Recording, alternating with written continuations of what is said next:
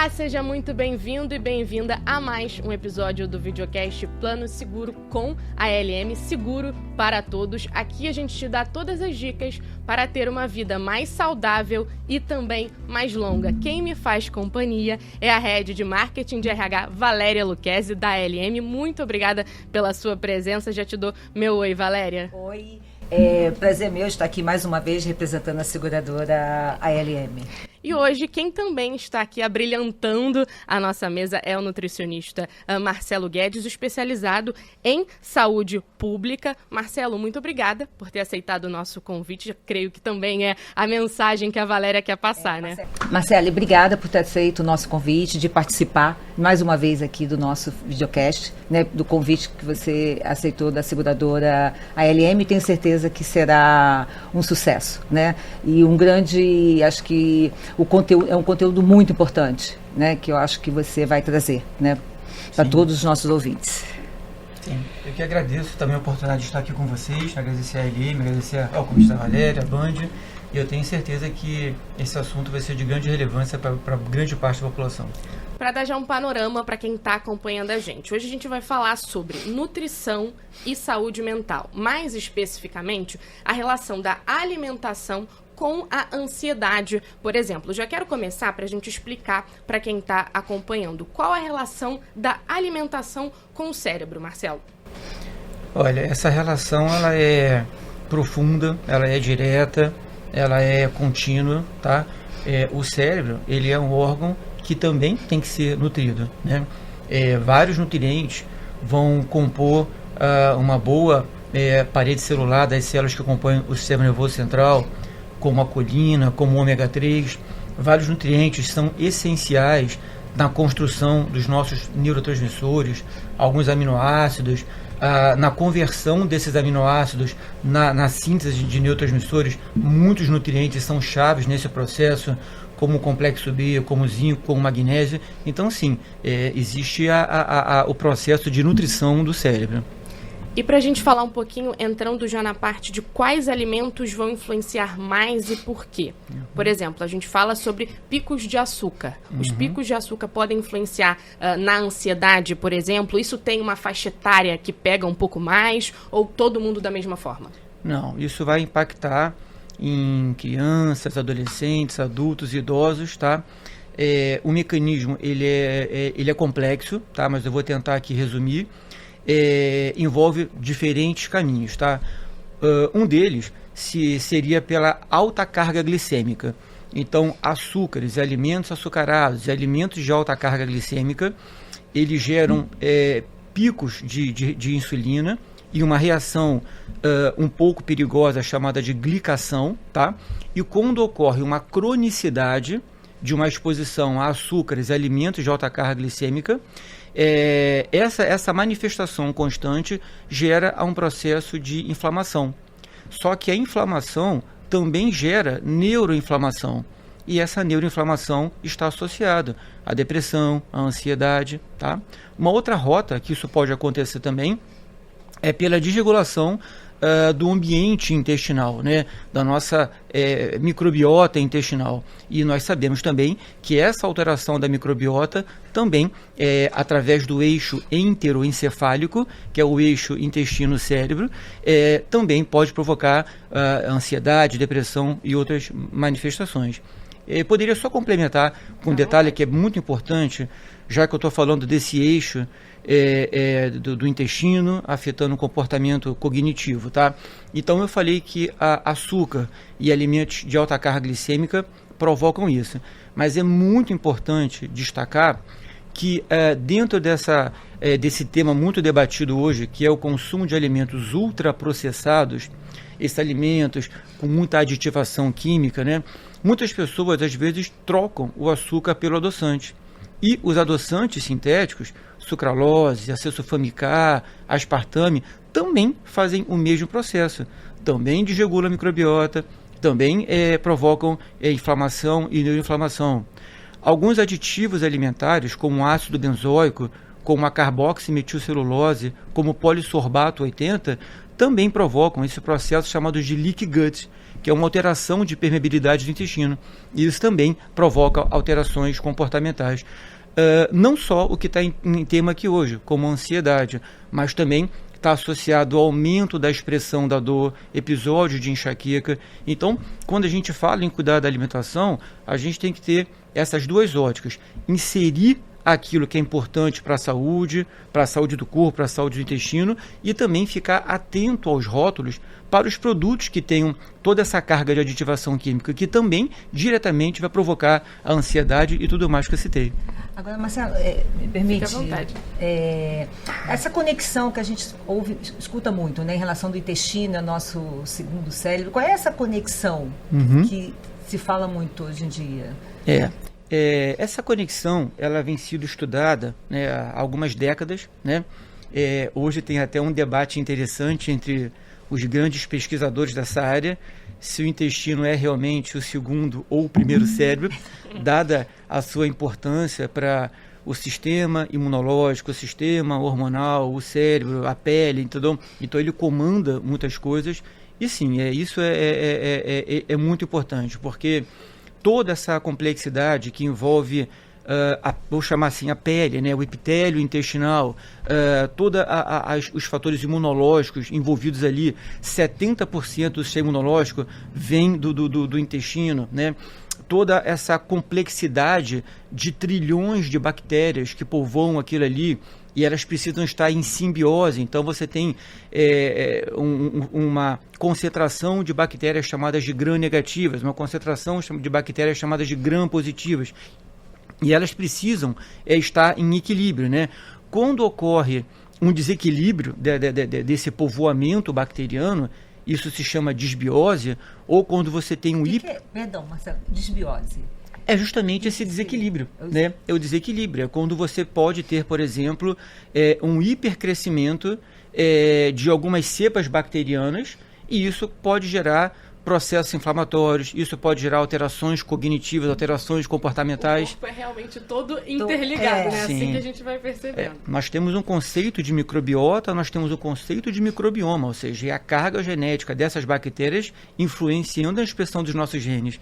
Então, se você tem um intestino devastado por açúcares, por conservantes, por aromatizantes, por uso crônico de anti-inflamatórios, de antibióticos, obviamente que esse povoamento vai estar totalmente devastado e desregulado.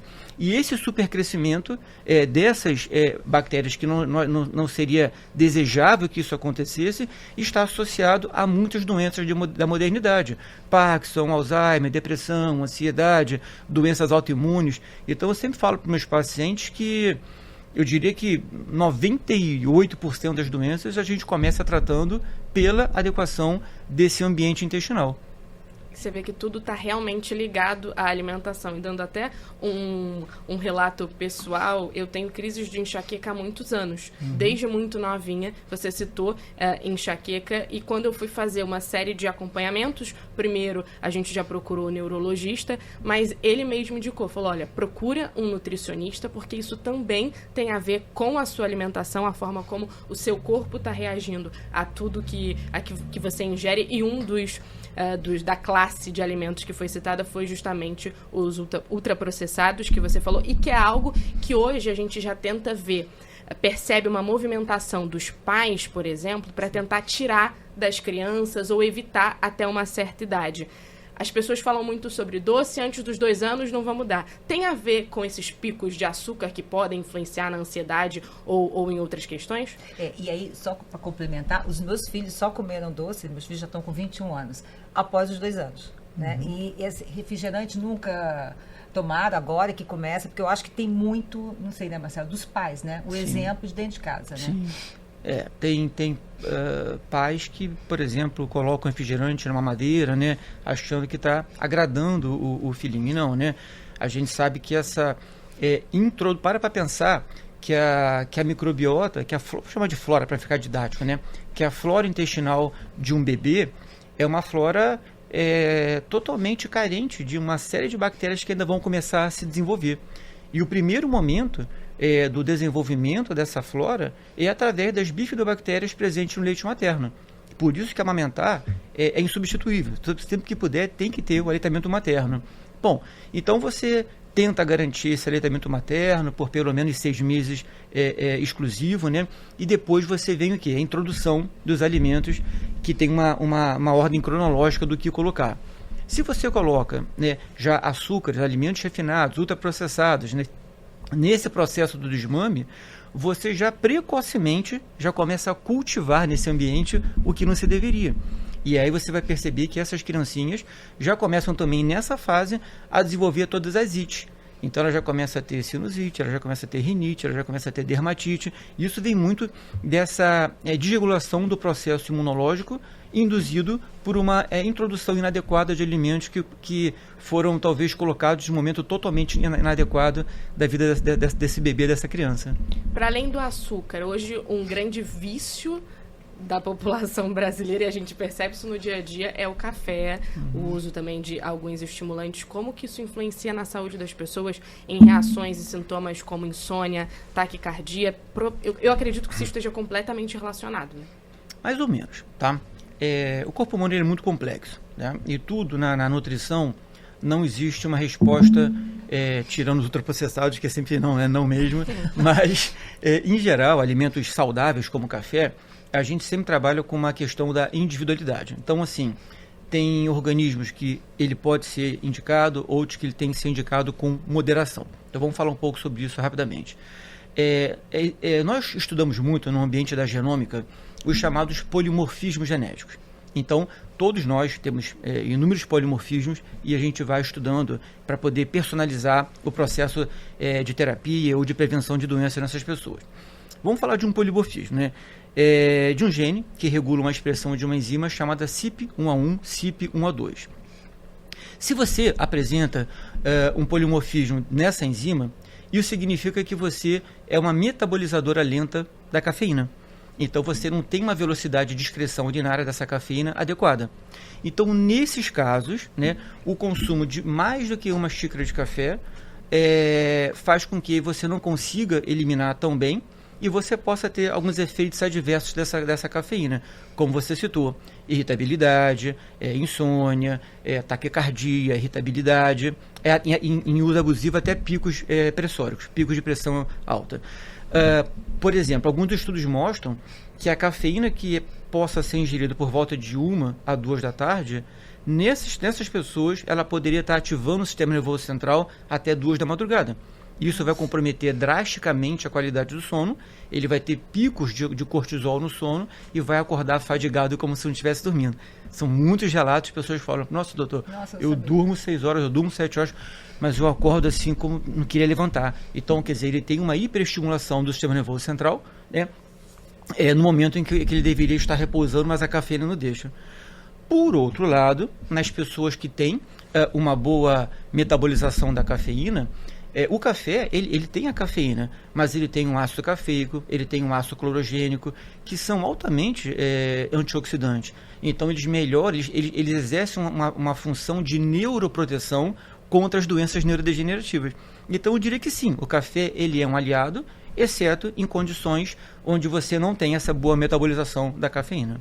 E você tem, assim, qual seria a quantidade, ou é de pessoa para pessoa, diária? Eu sempre individualizo e sempre preconizo que não haja consumo de cafeína a partir das 12, 13 horas. Então, sempre eu tento individualizar. Agora, aquelas pessoas que são metabolizadoras lentas, às vezes a gente tenta fazer uma restrição mais severa.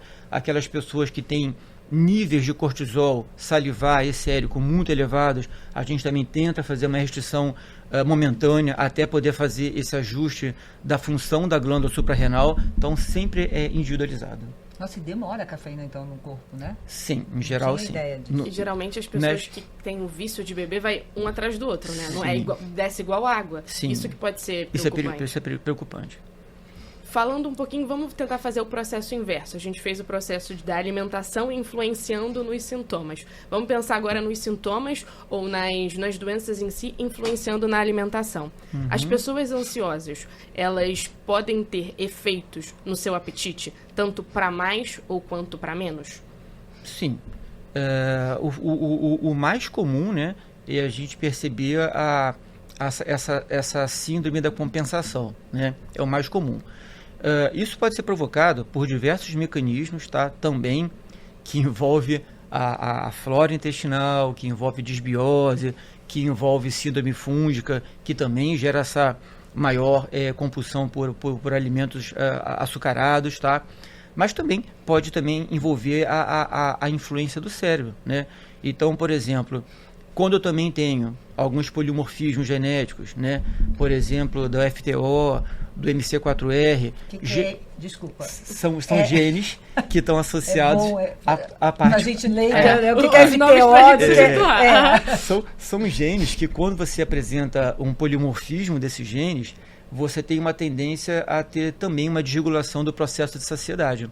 Então, você tende a comer de forma mais volumosa, ou a tender a petiscar um pouquinho mais. Então, sim, há fatores genéticos influenciando nessa questão da compulsividade pelo alimento, ou ora doce, ora salgado, dependendo do tipo de neurotransmissor que tiver envolvido. Mas se você também, por exemplo, tem um cérebro desnutrido, e essa desnutrição cerebral, ela começa, por exemplo, no estômago, então vamos tentar colocar uma sequência cronológica. Perdão, Marcelo, o que é um cérebro desnutrido? Vou explicar agora. Vamos lá. Vamos começar do começo, tá bom? Tá. Então, eu tenho manifestações gástricas, tá? Eu não tenho uma boa digestibilidade de alimentos.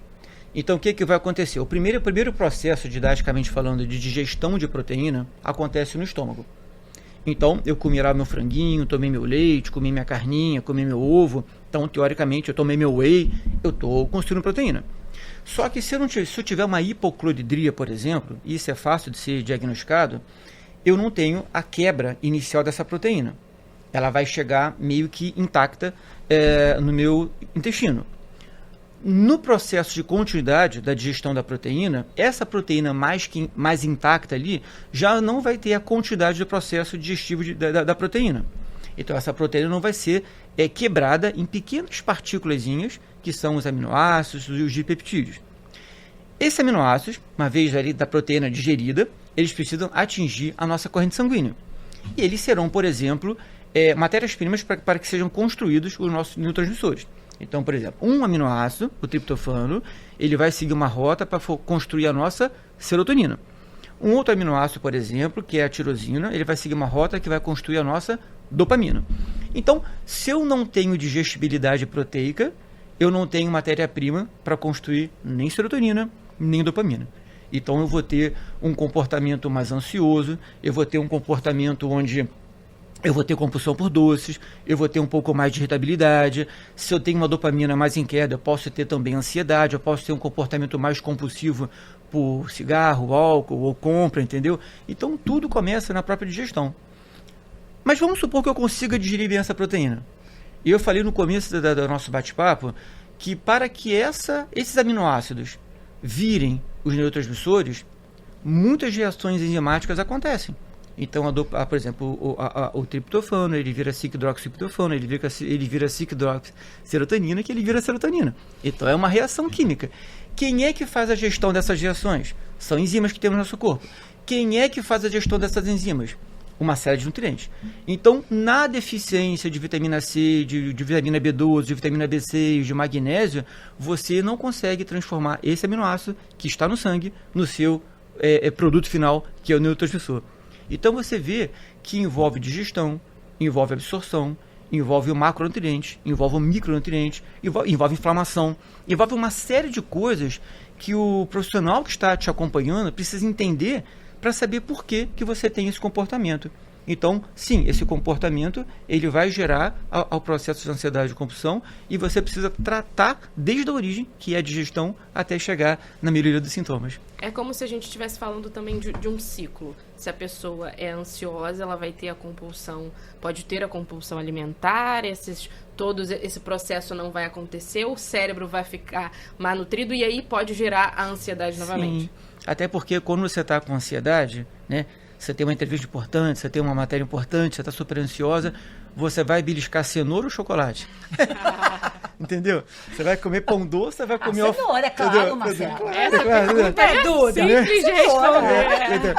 Então, a própria ansiedade pelo ato compensatório, ela te leva à busca do ultraprocessado, que é aquilo que é muito salgado, que bate nas papilas gustativas e gera prazer, ou aquilo que é muito doce, que dá uma pequena descarga de serotonina que dá um rápido prazer imediato. Só que é o que eu falo, são 3 segundos de prazer para uma eternidade de tragédia, entendeu? Então, eu só estou falando, gente, da cronicidade. Não estou falando daquele almoço de família onde você prova uma sobremesa um domingo, tá bom? Isso é totalmente... Tá liberado, tá liberado. Eu estou falando de uma coisa crônica. Tá liberado, ele liberou domingo. Tá bom. Tem que ser com moderação, né, gente? Senão o corpo não aguenta, né? Então, eu estou falando da cronicidade do erro. Então, você está ansiosa, você busca aquele ultraprocessado, aquele achocolatado, aquele chocolate em barra, que a composição dele é banha, com gordura hidrogenada, com aroma chocolate, com açúcar refinado, com açúcar invertido. Esse é o chocolate que você tem ali na prateleira. Não é um chocolate com 85% de cacau, com alta concentração de polifenóis de cacau que nutrem as nossas bactérias intestinais, que tem uma ação cardioprotetora, neuroprotetora. Tudo parece chocolate. Um é, o outro não é, entendeu? Então, de novo, a necessidade de entender os rótulos, de entender aquilo que você está adquirindo para sua casa, para sua família. E o Marcelo é o meu nutricionista, né? De muitos anos. Meu e da minha família. E, assim, uma coisa que eu aprendi, né? A leitura do rótulo, né, que eu não tinha esse hábito. A gente não tem esse costume, Não tem esse costume, eu adquiri com o Marcelo. E as próprias dicas que ele passa, né, de novos alimentos. Chocolates, que eu não gostava de chocolate com cacau. Hoje eu não consigo comer. Eu me sinto mal se eu comer um chocolate puro, um chocolate com leite. Então, eu acho que isso é uma educação. É um processo que leva tempo, não é Marcelo? Mas é um processo que, assim, principalmente o corpo inflamado, né? Hoje eu não tenho muito em função da mudança, porque o dia a dia, né, a gente que trabalha muito, às vezes não tem tempo, e a gente acha, eu não tenho tempo, então eu como que... Não, e não é, você consegue sim, né?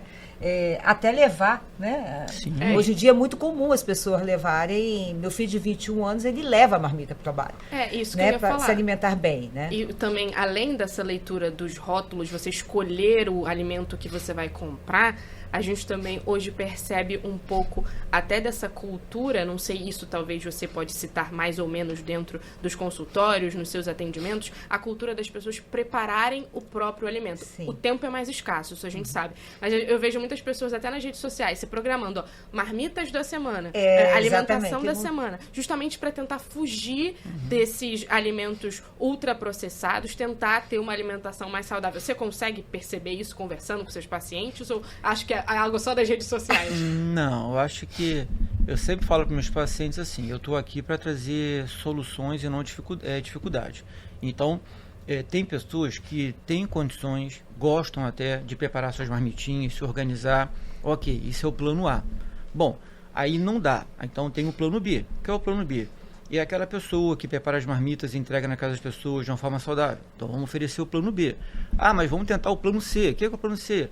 É aquele quilo que tem perto do trabalho da pessoa, que sempre tem um buffet de salada variado. Então, a gente tem que trabalhar com todas as alternativas que leve para essa pessoa uma solução que se encaixe na logística dela, entendeu?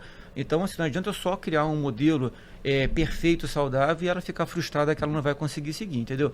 Às vezes o plano C é melhor, porque é o que vai funcionar para ela, entendeu? O plano nutricional se adequa ao estilo de vida da pessoa. Isso né? que é uma coisa legal do Marcelo, porque não é geralmente o que você costuma muitas vezes vir, né? Eu acho que tanto em relação do que consegue se adequar e o bolso também. Eu acho que o Marcelo também tem essa preocupação. Essa sensibilidade, né? Essa sensibilidade, é a palavra correta. A sensibilidade de perceber, né, quem está na frente dele, como que a pessoa vai conseguir se adequar, né? A gente fica ali praticamente 1 hora desenvolvendo, né, como fazer isso, o que vai levar, o que pode comprar, para que fique realmente uma coisa personalizada. Então isso é muito importante, senão fica uma frustração entre você receber uma orientação e aquilo ser incompatível com a tua rotina e você fala, puxa vida, eu não consegui aderir, entendeu? Até porque é um plano em conjunto. Sim. Se você propor e a pessoa não tiver de acordo ou não conseguir se organizar, o que você falou, o plano A não deu certo, se o plano C for melhor, faça o C, tanto de frustração quanto para a pessoa. Eu acho que também é um processo, pode ser de evolução, a pessoa também ir entendendo e se cuidando, vendo os benefícios e procurar cada vez mais o acompanhamento com o nutricionista? Sim, isso é uma mola propulsora, né?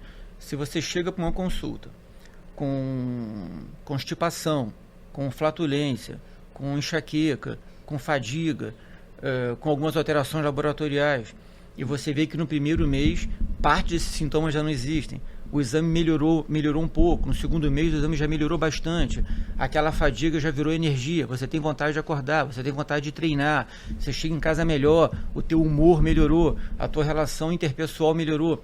Nossa, você não quer voltar a ser aquela pessoa que você era, você fala, nossa, eu tô num momento tão bom da minha vida que eu quero persistir nesse caminho, entendeu?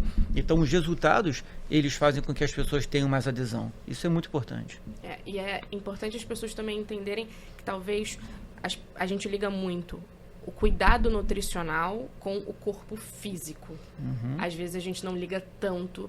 Talvez hoje a gente já fale um pouco mais, esses debates já estão mais públicos, mas a gente não falava tanto sobre a influência da alimentação na saúde mental. Você que hoje está do outro lado, eu e a Valéria somos de um lado da moeda, você é o outro lado. Você sente que a busca por esse entendimento, a busca por esse conhecimento, de fato, cresceu? As pessoas se preocupam mais com isso, conseguem fazer essa relação da alimentação com a saúde mental? Sim, acho que muitas pessoas já procuram o atendimento nutricional, a consulta nutricional com esse objetivo, entendeu?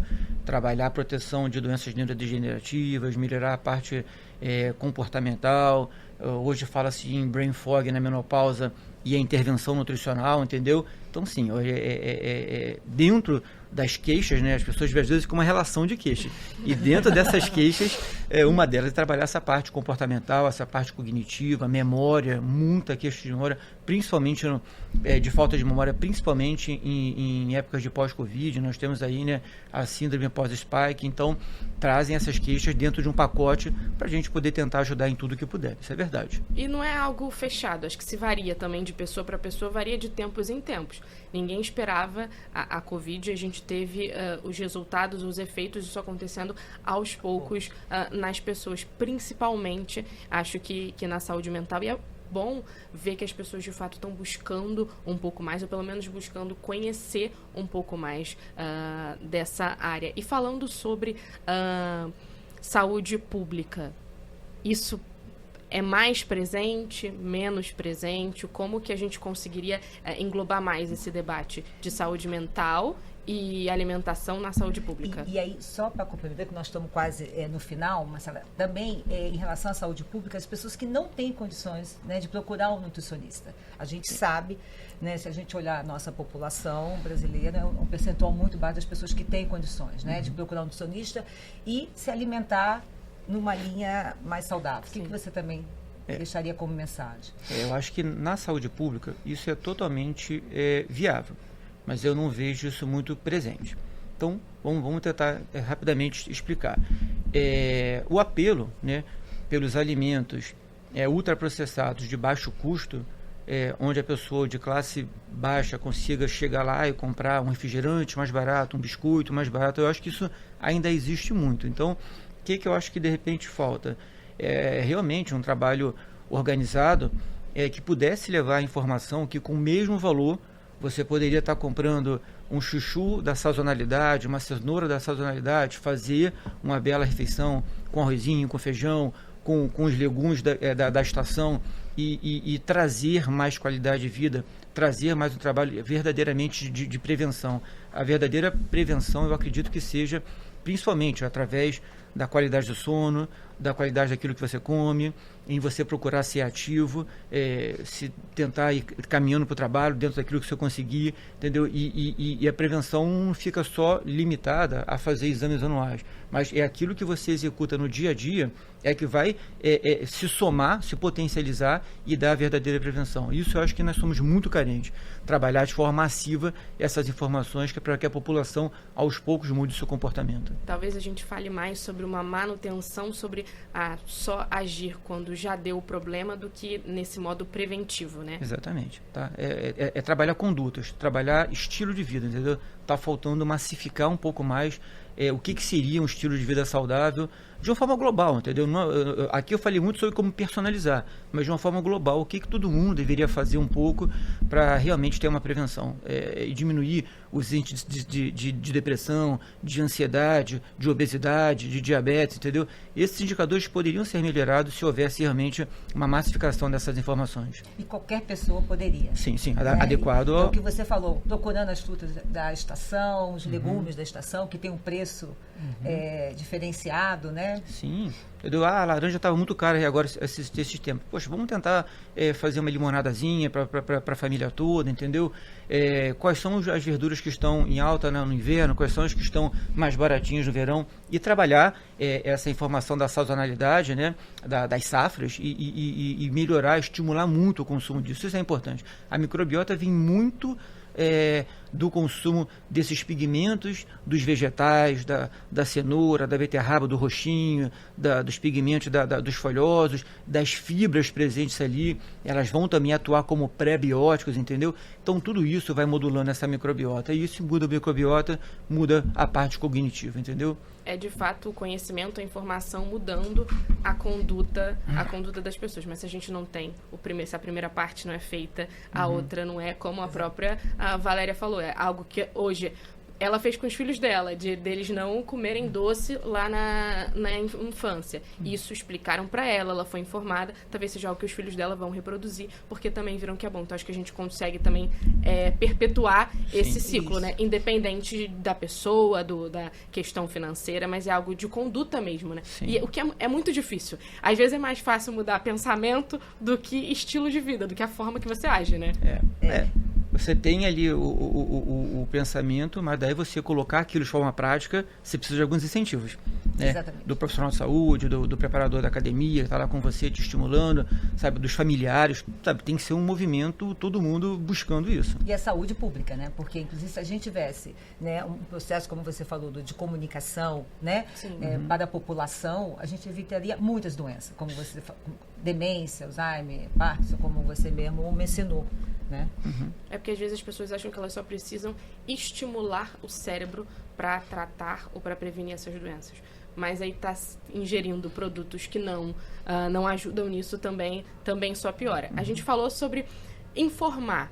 Acho que além do seu consultório, hoje uma via de informação clara para todo mundo são as redes sociais. Então me fala um pouquinho das suas redes sociais, como você consegue trabalhar esse conteúdo, como você tenta trabalhar nas redes sociais. Eu não sou um profissional que me dedico à rede social, porque eu trabalho muito. Eu começo a atender muito cedo, termino muito tarde e estudo muito. Então, tempo livre todo me é dedicado à leitura de artigos científicos, compartilhar com amigos isso.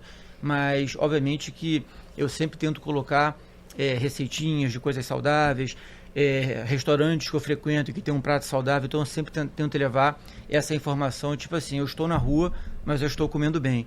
Eu estou na rua, mas olha o meu prato. Eu estou na rua, mas olha o meu smoothie. E é aquilo do incentivo, né? Ela tá falando assim, é verdade. Não, é ela se sente eu sigo ele, é verdade. O prato que ele come, que ele toma no café da manhã, ele sempre tira foto. Então eu gosto, assim, de mostrar, assim, tipo, o profissional de saúde como um exemplo daquilo que ele prega e daquilo que ele faz. Então a minha rede social é muito focada nesse sentido. Olha, eu estimulo vocês a tal caminho, mas olha, eu também estou com vocês nessa rota, vamos todos juntos, entendeu? E o Marcelo tem uma linha que é uma linha integrativa. Então ele olha o ser humano quando está na frente dele como um todo, né? Não é só a parte da pessoa emagrecer ou ganhar massa muscular, não, mas ele trata do ser humano como um todo, né?